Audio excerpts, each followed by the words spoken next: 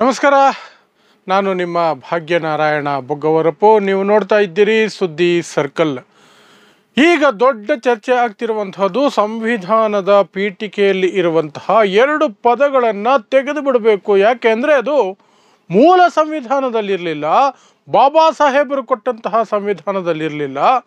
ಅದು 1975ರಲ್ಲಿ ಎಮರ್ಜೆನ್ಸಿ ಸಮಯದಲ್ಲಿ, ತುರ್ತು ಪರಿಸ್ಥಿತಿ ಸಂದರ್ಭದಲ್ಲಿ ಇಂದಿರಾ ಗಾಂಧಿಯವರು ಸೇರಿಸಿದ್ದು. ಅವರ ಅನುಕೂಲಕ್ಕೆ ಅದನ್ನು ಸೇರಿಸಿದ್ದಾರೆ. ಅದನ್ನು ತೆಗೆದು ಬಿಡಬೇಕು ಅಂತ BJP, RSS, ಹಿಂದುತ್ವ ಪಡೆಗಳು, ಭಕ್ತಗಣ ಎಲ್ಲರೂ ಒಟ್ಟಿಗೆ ಒಂದೇ ಸಹ ಉಳಿಡ್ತಾ ಇದ್ದಾರೆ. ಸೊ ಹಾಗಾದರೆ ಅದರ ಹಿಂದಿನ ಉದ್ದೇಶ ಏನು ಅನ್ನೋದನ್ನು ಅರ್ಥ ಮಾಡ್ಕೊಳ್ಳೋಣ. ಅದರ ಜೊತೆಗೆ ಬಾಬಾ ಸಾಹೇಬರು ಹಾಕದೇ ಇರೋ ಪದವನ್ನು ಕಾಂಗ್ರೆಸ್ ಹಾಕಿದ್ದರ ಉದ್ದೇಶವನ್ನು ಅರ್ಥ ಮಾಡ್ಕೊಳ್ಳೋಣ. ಬಾಬಾ ಸಾಹೇಬರು ಆ ಒಂದು ಪದವನ್ನು ಹಾಕಿರಲಿಲ್ಲ ಅನ್ನೋದು ಸತ್ಯ, ಮತ್ತು ಅದನ್ನು ಇಂದಿರಾ ಗಾಂಧಿಯವರು ಎಮರ್ಜೆನ್ಸಿ ಸಮಯದಲ್ಲಿ ಆ ಪದವನ್ನು ಸೇರಿಸಿದರು ಅನ್ನುವುದು ಕೂಡ ಸತ್ಯನೇ.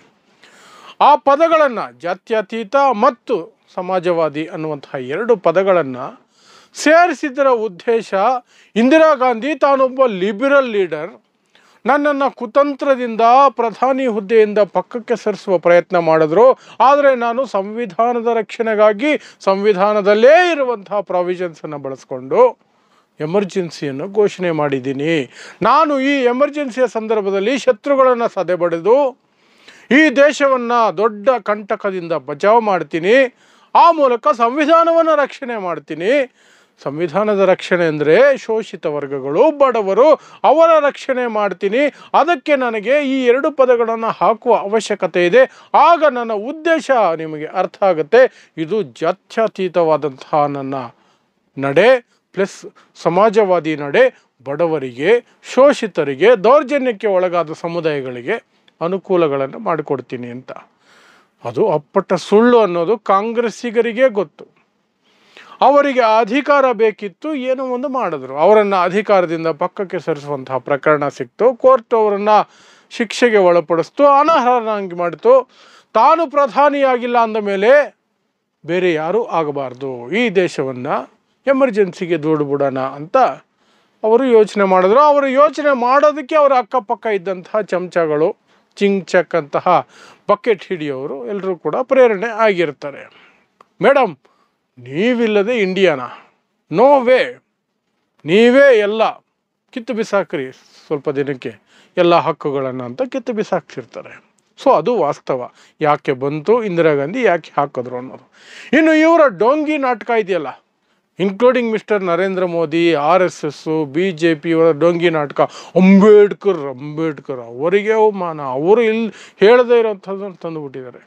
ಅಂಬೇಡ್ಕರ್ ಬಗ್ಗೆ ಇವರಿಗೆ ಗೌರವ ಇದ್ದಿದ್ದರೆ, ಅಂಬೇಡ್ಕರ್ ಸಂವಿಧಾನವನ್ನು ಏನು ಆರಂಭದಲ್ಲಿ ಕೊಟ್ಟಾಗ ಅಥವಾ ಅದನ್ನು ದೇಶಕ್ಕೆ ಸಮರ್ಪಿಸುವ ಮೊದಲು ಸಂಸತ್ತಿನಲ್ಲಿ ಕೂತ್ಕೊಂಡು ಚರ್ಚೆಗಳಲ್ಲಿ ಪಾಲ್ಗೊಂಡು ಅದನ್ನು ವಿವರಿಸ್ತಿದ್ದಾಗ ಇವರು ರಾಮಲೀಲಾ ಮೈದಾನದಲ್ಲಿ ಪೆಂಡಾಲ್ ಹಾಕ್ಕೊಂಡು RSS, ಹಿಂದೂ ಮಹಾಸಭಾ, ಈ ರೀತಿಯ ಸಂಘ ಪರಿವಾರಗಳು ಅಂಬೇಡ್ಕರನ್ನು ವಾಚಾಮಗೋಚರ ಬೈತಾ ಇರಲಿಲ್ಲ. ಅಂಬೇಡ್ಕರನ್ನು ನೀನೊಬ್ಬ ಅಸ್ಪೃಶ್ಯ, ನೀನು ಯಾವನ್ನು ನಮಗೆ ಸಂವಿಧಾನ ಬರೆಯೋದು ಅಂತ ಕೇಳ್ತಿರ್ಲಿಲ್ಲ. ಮತ್ತು ಈ ಸಂವಿಧಾನವನ್ನು ನಾವು ಯಾವತ್ತಿಗೂ ಒಪ್ಪೋದಿಲ್ಲ, ಇದು ನಮ್ಮ ಸಂವಿಧಾನ ಅಲ್ಲವೇ ಅಲ್ಲ, ನಮ್ಮ ಸಂವಿಧಾನ ಯಾವತ್ತಿದ್ರೂ ಸಹ ಮನುಸ್ಮೃತಿನೇ ನಮ್ಮ ಸಂವಿಧಾನ ಅಂತ ಹೇಳ್ತಿರ್ಲಿಲ್ಲ. ಅವರ ಅನುಯಾಯಿಗಳು ಇವರು BJP, RSS ಇವರೆಲ್ಲರೂ ಸಹ ಇವರು ಅಂಬೇಡ್ಕರ್ಗಾಗಿ ಹೋರಾಟ ಮಾಡ್ತಾರಂತ. ಅದು ಅಪ್ಪಟ ಸುಳ್ಳು, ಅದು ಸಹ ಸುಳ್ಳು, ದೊಡ್ಡ ಸುಳ್ಳು ಅದು. ಹಾಗಿರಬೇಕಾದ್ರೆ ಈ ಹೊಸ ನಾಟಕ, ಅದು ಹೊಸದ್ದೇನೆಲ್ಲ, ಆಗಾಗ ತೆಗಿತಾರೆ. ಈಗ ದೊಡ್ಡ ಮಟ್ಟದಲ್ಲಿ ತೆಗೆದಿದ್ದಾರೆ. ಯಾಕಂದರೆ ಎಮರ್ಜೆನ್ಸಿಗೆ 50 ವರ್ಷ ಆಗಿದೆ ಅನ್ನುವ ಹಿನ್ನೆಲೆಯಲ್ಲಿ ಅದಕ್ಕೊಂದು ಇಂಬು ಕೊಟ್ಟಿದ್ದಾರೆ. ಯಾಕೆ RSS, BJP ಈ ದೊಡ್ಡ ಮಟ್ಟದಲ್ಲಿ ಈಗ ಇದನ್ನು ದೊಡ್ಡ ಮಟ್ಟದಲ್ಲಿ ತೆಗೆದುಕೊಂಡಿದೆ ಅಂದರೆ, ಅದು ಹಂತ ಹಂತವಾಗಿ ಈ ದೇಶವನ್ನು ಹಿಂದೂ ರಾಷ್ಟ್ರ ಮಾಡಬೇಕು ಅಂತ ಮಾಡ್ತಿರುವಂತಹ ಸ್ಕೆಚ್ಚಿನ ಭಾಗ.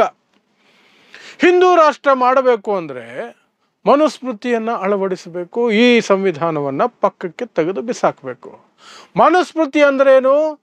ಜಾತಿ ವ್ಯವಸ್ಥೆ. ಜಾತಿ ವ್ಯವಸ್ಥೆಯಲ್ಲಿ ಏನೇನು ಬರುತ್ತೋ ಅದೇ ಇರಬೇಕು, ಅದೇ ಒಪ್ಪಿತವಾಗಬೇಕು. ಹಾಗಿದ್ದಾಗ ಈ ಜಾತ್ಯತೀತ ಸಮಾಜವಾದ ಅನ್ನುವಂತಹ ಪದಗಳಿಗೆ ಮನುಸ್ಮೃತಿಯಲ್ಲಿ ಜಾಗ ಎಲ್ಲಿದೆ? ಸಾಧ್ಯನೇ ಇಲ್ಲ. ವರ್ಗೀಕೃತ ಸಮಾಜದಲ್ಲಿ ಬ್ರಾಹ್ಮಣರು ಎಲ್ಲರಿಗಿಂತ ಶ್ರೇಷ್ಠ, ಅದರ ನಂತರ ಇನ್ನೊಂದು 3 ಅಸ್ಪೃಶ್ಯರು ಲೆಕ್ಕಕ್ಕೆ ಇಲ್ಲ. ಗುಲಾಮರಾಗಿ ಬದುಕಬೇಕು ಎಲ್ಲರೂ ಬ್ರಾಹ್ಮಣರಿಗೆ. ಅಂಥದ್ರಲ್ಲಿ ಜಾತ್ಯತೀತ ಅಂದರೆ ಏನರ್ಥ? ಜಾತಿಯನ್ನು ಧರ್ಮವನ್ನು ನೋಡಬಾರ್ದು. ಅದು ಹೇಗೆ ಸಾಧ್ಯ ಆಗುತ್ತೆ? ಹಿಂದೂ ರಾಷ್ಟ್ರದ ಅಡಿಪಾಯನೇ ಮನುಸ್ಮೃತಿ, ಮನುಸ್ಮೃತಿಯ ಅಡಿಪಾಯ ಜಾತಿ ವ್ಯವಸ್ಥೆ. ಆ ಅಡಿಪಾಯವನ್ನು ಅಲುಗಾಡಿಸಿ ನಾವು ಹಿಂದೂ ರಾಷ್ಟ್ರ ಕಟ್ಟಕ್ಕಾಗತ್ತಾ? ಸಾಧ್ಯನೇ ಇಲ್ಲ ಅನ್ನೋದು ಅವ್ರ ಲೆಕ್ಕಾಚಾರ. ಹಾಗಾಗಿ ಜಾತ್ಯತೀತ ಪದವನ್ನು ಸೈಲೆಂಟಾಗಿ ಪಕ್ಕಕ್ಕೆ ಸರಿಸಬೇಕು. ಯಾವಾಗ ಜಾತ್ಯತೀತ ಪದವನ್ನು ಜನರಿಂದ ದೂರ ಸರಿಸಲಾಗುತ್ತೋ ಸಮಾಜವಾದವು ಸಹ ಆರಾಮಾಗಿ ಪಕ್ಕಕ್ಕೆ ಸರಿಯುತ್ತೆ. ಸಮಾಜವಾದ ಅಂದ್ರೇನು? ಎಲ್ಲರೂ ಸಮಾನರು, ಎಲ್ಲರಿಗೂ ಸಮಾನ ಹಕ್ಕುಗಳು, ಎಲ್ಲರಿಗೂ ಸಮಾನ ಆಸ್ತಿ ಹಂಚಿಕೆ, ಇದೆಲ್ಲ ಬರುತ್ತೆ. ಇದೆಲ್ಲವನ್ನು ಮನುಸ್ಮೃತಿ ಯಾವತ್ತಾದರೂ ಒಪ್ಪುತ್ತಾ? ಸಾಧ್ಯನೇ ಇಲ್ಲ. ಎಲ್ಲವೂ ಬ್ರಾಹ್ಮಣರಿಗೆ ಸೇರಿದ್ದು. ಅವರು ಭಿಕ್ಷೆ ಹಾಕಿದ್ರೆ ನೀವೇನಾದ್ರು ತೆಗೆದುಕೊಳ್ಬೇಕು, ಇಲ್ಲ ಉಪವಾಸ ಸಾಯಬೇಕು. ಅದರಲ್ಲೂ ಅಸ್ಪೃಶ್ಯ ಸಮುದಾಯಗಳು ಅವರು ಕೊಡುವ ತಂಗಳನ್ನು ಬಿಟ್ಟು ಬಿಸಿ ಬಿಸಿ ಅನ್ನನೂ ತಿನ್ನಬಾರ್ದು ಅಂತ ಮನುಸ್ಮೃತಿ ಹೇಳುತ್ತೆ. ಬಿಸಿ ಅನ್ನ ತಿನ್ನಂಗೆ ಇಲ್ಲ, ಒಳ್ಳೆ ಪಾತ್ರೆಗಳನ್ನು ಇಟ್ಕೊಳ್ಳಂಗೆ ಇಲ್ಲ. ನೀವು ಒಡೆದ ಓಡು ಮಡಿಕೆಗಳೆಲ್ಲ ಒಡೆದೋಗಿರಬೇಕು, ಹೊಸ ಮಡಿಕೆ ಬಳಸಂಗಿಲ್ಲ ಅಸ್ಪೃಶ್ಯರು. ಬಿಸಿ ಅನ್ನ ತಿನ್ನಂಗಿಲ್ಲ, ಪೌಷ್ಟಿಕ ಆಹಾರ ತಿನ್ನಂಗಿಲ್ಲ. ಅವೆಲ್ಲ ತಿಂದುಬಿಟ್ರೆ ನಿಮಗೆ ಜಂಬ ಬಂದ್ಬಿಡುತ್ತೆ, ಕೊಬ್ಬು ಬಂದ್ಬಿಡುತ್ತೆ, ಬ್ರಾಹ್ಮಣರ ವಿರುದ್ಧ ನೀವು ನಿಂತ್ಕೊಳ್ತೀರಿ ಅನ್ನೋದು ಮನುಸ್ಮೃತಿಯಲ್ಲಿ ನೇರವಾಗಿ ಮನುಸ್ಮೃತಿಯಲ್ಲಿದೆ. ಹಾಗಿದ್ದಾಗ ನೀವು ಸಮಾಜವಾದ, ಜಾತ್ಯತೀತ ಅಂತೆಲ್ಲ ಮಾತಾಡ್ಕೊಳ್ತಾ ಇದ್ರೆ ನಾವು ಹಿಂದೂ ರಾಷ್ಟ್ರ ಕಟ್ಟೋದು ಹೆಂಗೆ ಕಟ್ಟಬೇಕು? ಏನು ಅಡ್ಡಗಾಲ ಹಾಕ್ತೀರಿ ನೀವು? ಆ ಅಡ್ಡಗಾಲನ್ನೇ ಸೈಡ್ಗೆ ತಳ್ಳಬೇಕು. ಹಾಗಾಗಿ ಜಾತ್ಯತೀತ ಅನ್ನೋದನ್ನು ತೆಗೆದು ಬಿಡಬೇಕು, ಸಮಾಜವಾದ ಅನ್ನೋದನ್ನು ತೆಗೆದು ಬಿಡಬೇಕು. ಆಗ ನಮ್ಮ ರೂಟು ಸೇಫ್ ಆಗಿ ಹೋಗ್ತಾ ಇರುತ್ತೆ. ಹೇಗೂ ಬ್ರೈನ್ ವಾಶ್ ಆಗ್ತಾರೆ ದಲಿತರು ಧರ್ಮದ ಹೆಸರಿನಲ್ಲಿ. ಮೂರ್ಖರವರು ಶತಮಾನಗಳಿಂದ ಮೂರ್ಖತನದಲ್ಲಿ ತುಂಬಿಕೊಂಡಿದ್ದಾರೆ. ಅವ್ರಿಗೆ ಎಷ್ಟು ಮೂರ್ಖರನ್ನಾಗಿ ಮಾಡಿದ್ರು ಮತ್ತೆ ಮತ್ತೆ ಮೂರ್ಖರಾಗ್ತಾರೆ. ಅವರಿಗೆ ಒಂದು ಸರ್ಕಾರಿ ಉದ್ಯೋಗ ಬಂದರೆ ಅದಕ್ಕೆ ಅಂಬೇಡ್ಕರ್ ಕಾರಣ ಆಗಿದ್ರು, ಅಂಬೇಡ್ಕರ್ ಕೊಟ್ಟ ಸಂವಿಧಾನ ಕಾರಣ ಆಗಿದ್ರು. ಸೀದಾ ತಿರುಪತಿಗೋ, ಮಂಜುನಾಥನ ಹತ್ರನೋ, ಧರ್ಮಸ್ಥಳಕ್ಕೋ, ಕುಕ್ಕೆಗೋ, ಇನ್ಯಾವುದೋ ಉಡುಪಿಗೋ ಹೋಗಿ ಅಲ್ಲಿ ಕೈ ಮುಗಿತಾರೆ.